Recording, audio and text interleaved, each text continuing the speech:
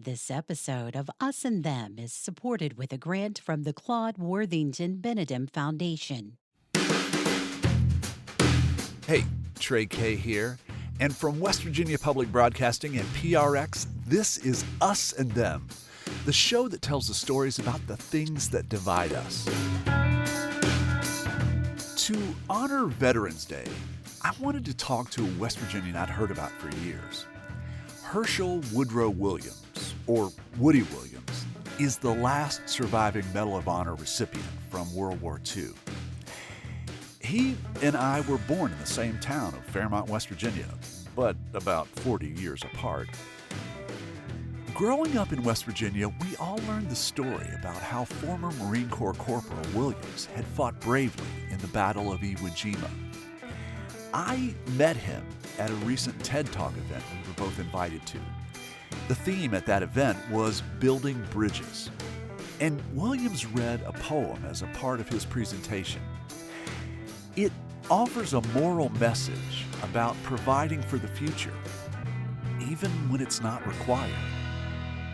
There's an old man and he's building a bridge, and someone asks him why. The builder lifted his old gray head. "Good friend, in the path I have come," he said, "there followed after me today a youth whose feet must pass this way. This chasm that has been as naught to me, to that fair-haired youth may a pitfall be. He, too, must cross in the twilight dim. Good friend, I am building this bridge for him." The poem was written by Tennessee author William Dromgoole. To me, part of its message stressed the importance of hearing from people with different perspectives, us and them. And when I think of us and them divides in this country, one involves the military. I mean, these days, so very few families bear the burden of military service. So I met up with Woody Williams just a few days after his 98th birthday. I wanted to talk about his service and how we can support families of soldiers who serve. And I wanted to ask him why he chose that poem about the old bridge builder. You are setting an example, and there's going to be people following your footsteps, and they're going to depend on what you did to get them where they want to be. And what I remember about the poem was that it was in the early part of the day, and you said, but there's another person who's coming further around. That's right. And the conditions may not be as great. You were trying to make the bridge for that person. That's right, yeah. And in many ways, that's what you did with your military service as well. Well, kind of, yes, that's right, yeah. Williams grew up on a dairy farm in the 1930s. It was an era well before technology and a time when scarcity was common. We delivered milk and other produce, chickens and eggs and potatoes and whatever, to Fairmont every morning, 7 days a week. Okay. And we started out when I was very young, 6 or 7 years old. We still had a Model T Ford. What were you like as a kid? Very shy, very bashful, timid, and I didn't like to be out front or have any attention whatsoever.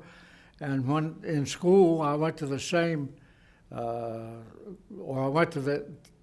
the same teacher for 8 straight years. Miss Naomi Morgan was my teacher. When we started the school, it was just a little one-room school, had no desk. We just sat in chairs around kind of a U shape, and she taught us what we needed to know. She taught me what I knew because my mother and father running a dairy farm, and we were milking 30 to 35 cows a day every morning and evening. And so they were busy from 4 o'clock in the morning until 7 or 8 o'clock at night. They had no time to sit down and spend time with us. Is it somewhere along the line you chose to join the military. Yes. How did you become attracted to that? Well, when I was about 14 and a half or close to 15, my brother next to me, he didn't particularly like to hoe corn and dig potatoes and put up hay. So when he was 16, the Civilian Conservation Corps started by President Roosevelt to give youth something to do because there were very few jobs available for young people. Right. And he went to a little town called Pickens, West Virginia, above Elkins, Okay. to a CCC camp. And he could thumb home on Friday evening and stay Saturday and then thumb back on Sunday. And when he came home, he would have a few dollars. So you went into the CCC too? Yes. The Civilian Conservation Corps took Williams to Montana, where he spent about a year building fences. But his time with the CCC came to an abrupt end on December 7th, 1941.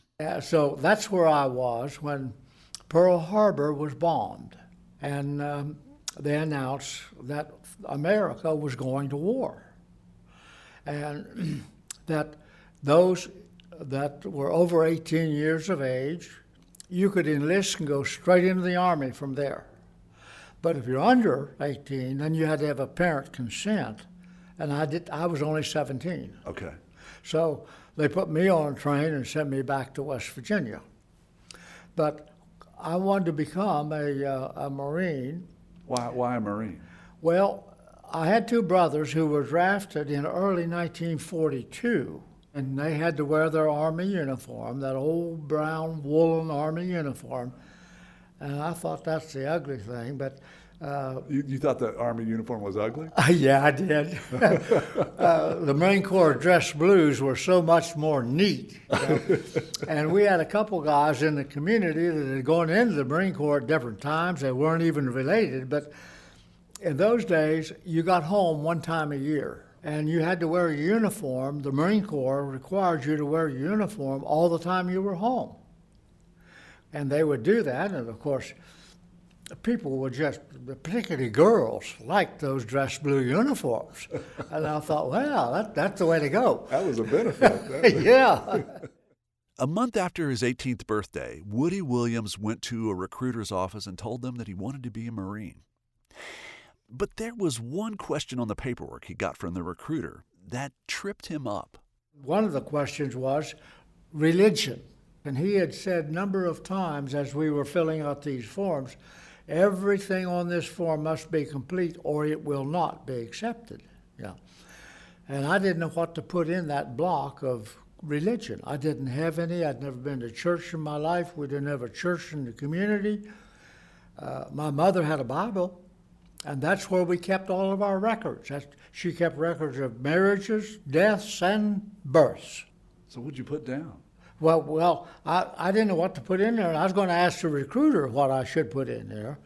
And I'm standing behind a little Italian boy that's a little shorter than me, and he's got his paper ready to give to the recruiter, and I just look over his shoulder, and I see the letter C in there, and I became a Catholic right then. When I got to boot camp out in San Diego, I had to go to Mass on Sunday morning. Couldn't understand a word they said. They were talking in Latin. I didn't know what it was, but that's what they were speaking in. My dog tag shows I was a Catholic. And had I been killed, I would have gotten the last rites, whether I wanted them or not. Yeah, because I was listed as a Catholic. After basic training, Williams shipped out to Guam, a small island in the Philippine Sea. His basic training focused on all-purpose infantry skills. But one day, a bunch of weird-looking boxes showed up in Guam for his division. We got a whole bunch of them, so we broke the boxes open to see what, there's supposed to be a supply of something. And here are flamethrowers that none of us had ever seen before. We didn't even know it existed. Williams and his fellow Marines thumbed through the instruction manual for the flamethrowers. What they saw was disturbing. They had to strap flammable liquid onto their backs and go into combat. We were concerned that it might explode on your back. It's got gasoline in there. That's what I was going to ask. Yeah. So we set it out in the field all by itself, and then we got away from it and shot at it with M1 rifles and machine guns to see if we could explode that thing. If it's going to explode out there, it could explode back here on your back, you know. We could never penetrate the metal. It was too thick, real heavy steel. That's what made it weigh so much. Williams experienced combat in Guam, but it was when his battalion set out for Iwo Jima that he remembers being terrified. In 36 days, the Marines had lost 7,000 men. And we lost almost 5,000 people the first day. Yeah.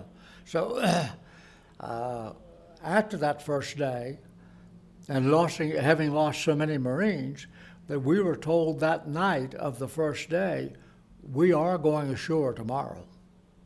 So they got us up. We ate chow at 3 o'clock in the morning, and then got off the ships at 5 into Higgins boats, and went out in a rendezvous area where the Higgins boats were circling, waiting for the shore master to say, "Come on in, we got room." And in the Higgins boat, is that the boat that we see in the films where the troops are inside and they kind of have the door? Yeah, the front opens it and you run out of it, yeah. Previous to that, we had to go over the side of the ship. That's what we did at Guam. And at Guam, we jumped off into the water. So, well, take me to that moment. What was that like? You're in the Higgins boat and you're basically coming up to the beach at Iwo Jima. What was that? What's that memory like? Very, very scary, because you're coming out and everybody, when the ramp drops, we were told, when the ramp drops, that's what we call it, a ramp, everybody goes, quickly. Because as soon as you hit, you spread out so that you won't be a target, And you don't know what you're going to run into. You don't know whether you're going to run into a machine gun or rifleman or whatever. I can remember when we got to the beach, it was so chaotic. The 4th Marine Division, which was in the sector where we were, they'd been pinned there for all day and all night, and the next day they finally broke through the Japanese line and began to move forward and toward Mount Suribachi. That was their objective, was to take Mount Suribachi, and that gave us room to come in. And that was actually the second day of the campaign. And there was just bodies everywhere. There were packs and tanks blowing up and trucks blowing up and jeeps blowing over, and it was chaotic, mayhem. Yeah. But seeing all that, but the thing that stuck with my mind and has always been there, and it'll never go away, with all the Marines that have been killed, in addition to Navy corpsmen, they had no place to bury them. They couldn't send them back to ships. Had no way of transporting them back to the ships. So they rolled them in their ponchos. Everybody had to carry a poncho and just stacked them up like cordwood. And there were great numbers of them.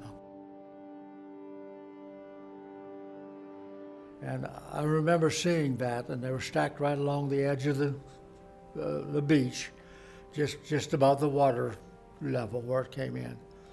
And eventually, in order to do something with them, they dug a huge trench and stretched a rope across the front of it, or on one side of it, and they put the one person's dog tag on the rope and the other dog tag on the person. We had 2 dog tags.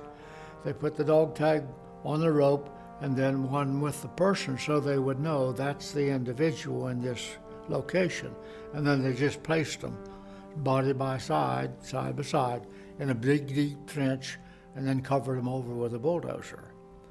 That was their burial site until we got cemeteries built. Once we got the cemeteries built, Then they exhumed and placed him in the cemetery. After surviving the initial combat at Iwo Jima, Williams and his fellow Marines had to keep on fighting.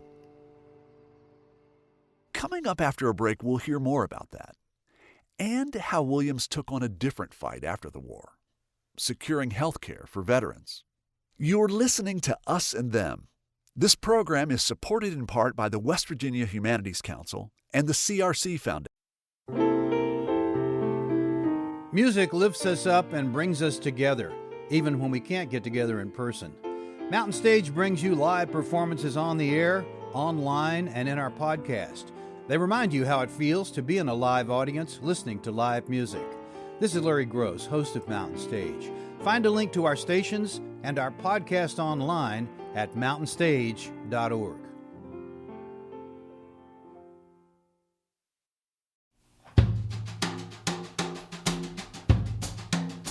Hey, it's Trey, and you're listening to Us and Them from PRX and West Virginia Public Broadcasting. This episode is supported with a grant from the Claude Worthington Benedum Foundation.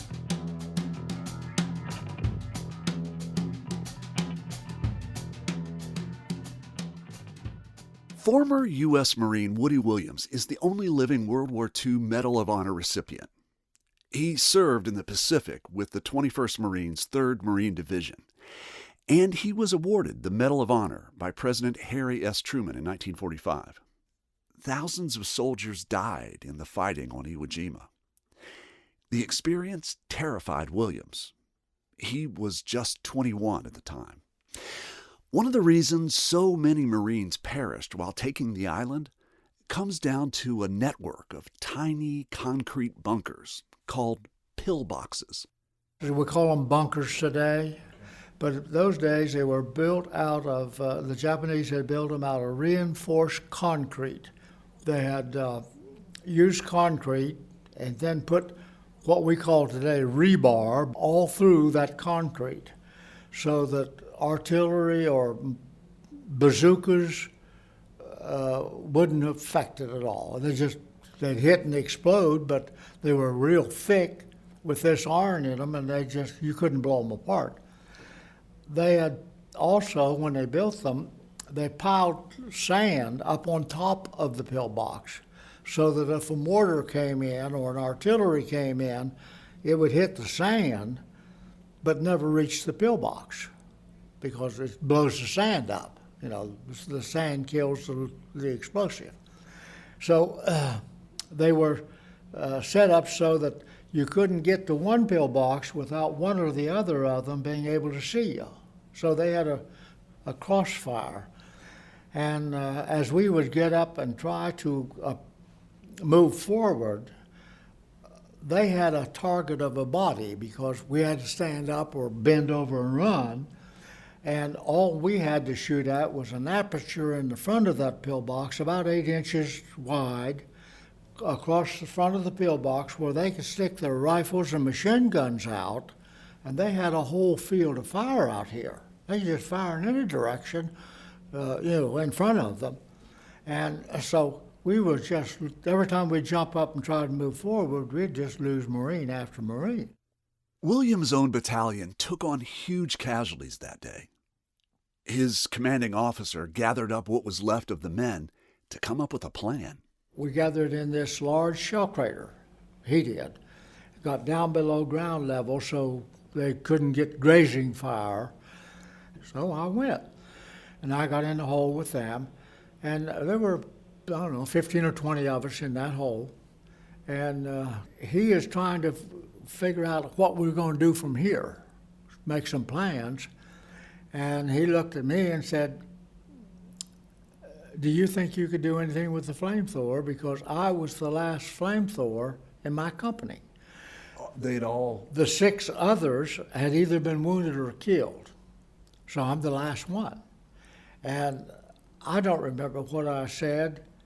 Some of the Marines, after we got back to Guam, that were in the hole at the same time, said that my response was, "I'll try." I don't know whether I said that or not. I have no idea. But anyway, that's what he asked me to do. And so he gave me 4 Marines. Williams spent the next 4 hours rushing pillboxes with a flamethrower as his weapon. By the end of the day, he had taken out 7 enemy bunkers. He doesn't remember most of it, which he chalks up to adrenaline.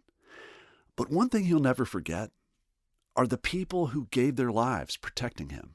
2 of those Marines that I selected that I didn't know, the ones that I'd placed on my left, both of those Marines were killed that day.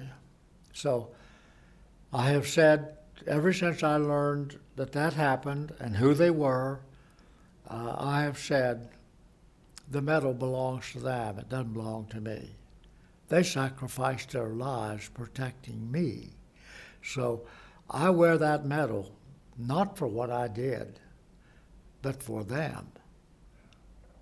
I wear it in their honor, not mine. Shortly after the Battle of Iwo Jima, Woody Williams flew back to Washington, D.C. for a medal ceremony. He says for a farm kid from West Virginia, the White House was just as foreign as the Pacific had been. When I was called to walk up to the President of the United States and have him put that blue ribbon around my neck with a medal I had never heard tell of, I had no concept whatsoever of why I was really getting it except the citation that they read just before I got there that I had never seen. I had no idea that even a citation existed. And the citation is a testimony, really, of those who have made the recommendation for the Medal of Honor and those witnesses who contributed to the information that went in that citation. Many people I've talked to over the years speak proudly of their accomplishments, and rightly so. When Woody Williams talks about his time in war, it's with reverence and a deep admiration for the people he fought like hell to keep alive. It's that experience that led Woody to the next phase of his life. Once his active service was complete, he dedicated his life to helping veterans and their families. When I came home in 1945, there was absolutely nothing that you could go to for help. There was the only place that you could get any medical attention unless you went to your own doctor and you had to pay for it yourself, was public health service. That was the only place you could go to receive assistance without having to pay for it. And because of that, so many World War II veterans had no place to go to get help. And then being employed by the Veterans Administration, I was dealing every day with veterans or survivors of those that had lost loved ones in the military service. So in many ways, the folks that you are advocating for are not just the soldiers who've been in combat, but you're actually kind of looking out for the people who love those people. That's right, yeah. Because once the family was notified by telegram that their loved one had been lost, killed, the military severed all relationships with them. Nothing. Williams worked as a veteran service representative for the next 33 years. He coordinated services and health care for veterans and their families. Communities around the country did a very excellent job in recognizing veterans for their service, absolutely. And some communities recognized Gold Star mothers in the country. There are a few places that erected some sort of a memorial to a Gold Star mother. But no one ever talked about or mentioned in any way Gold Star dad or Gold Star widow or Gold Star brothers and sisters and aunts and uncles and cousins and grandma and grandpa. Who loved this That's right. This fallen soldier. Sure. I mean, they were a relative, and when somebody is killed or in the family, or even though it's not a close person, if you're related to that person, you are affected by that loss. It's just natural. Woody Williams was giving one of his talks in Parkersburg, West Virginia, to a group of senior citizens. He asked if there were any Gold Star mothers in the crowd, and if they would please raise their hands.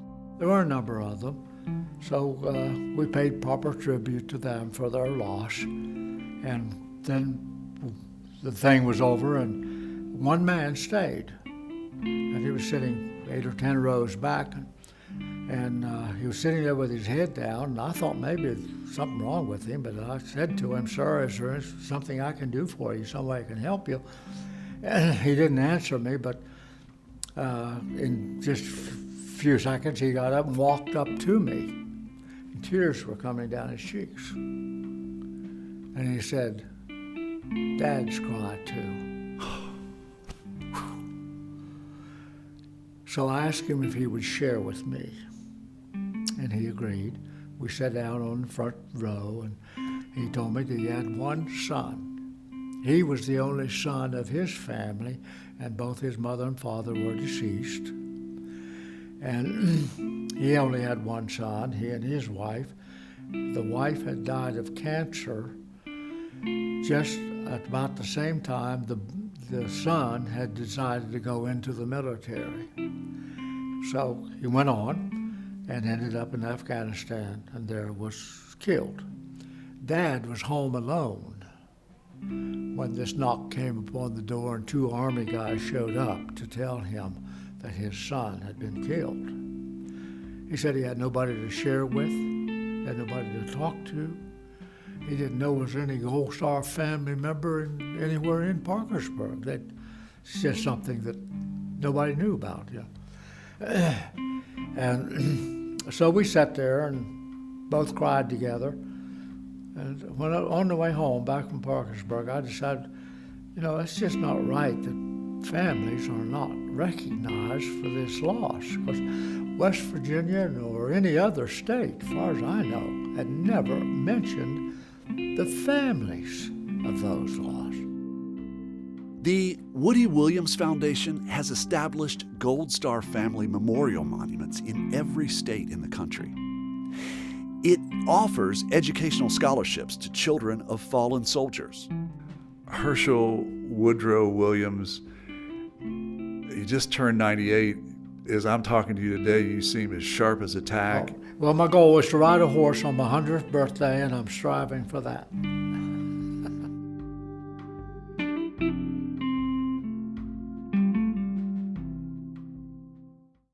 Hey, Trey here. Since we taped this interview, I want to report that Woody Williams had a bad fall, and he sustained some significant injuries, broken ribs and fractures to his pelvis. Nothing that requires surgery, but he says he's going to need some significant rehabilitation. His doctors say he's making good progress. And Woody says that he appreciates well wishes and prayers for his recovery over the coming months. You got him, Woody. You've been listening to Us and Them. Our team for this episode is me, Trey Kay, and Kate Smith. Special thanks to Brent Casey, director of the Woody Williams Foundation, Dr. Brian Kinghorn, director of TEDx Marshall, and to Dr. Monica Brooks, dean of Marshall University's library, for providing me with a beautiful location in the Drinko Library to meet and interview Woody Williams. Michael Lipton and Tristan Lozow wrote and performed the Us and Them show music. Additional music for this episode was provided by Blue Dot Sessions. Mark Lerner designed our logo, and Lelena Price provides us with images for the web. The marvelous people at PRX and West Virginia Public Broadcasting make Us and Them possible. So do grants from the Corporation for Public Broadcasting, the West Virginia Humanities Council, and the CRC Foundation. This episode is supported with a grant from the Claude Worthington Benedum Foundation. Us and Them was originally developed with assistance from the mentorship program at AIR, the Association of Independents in Radio. We'll see you next time on Us and Them. Support for this podcast comes from the Corporation for Public Broadcasting. From PRX.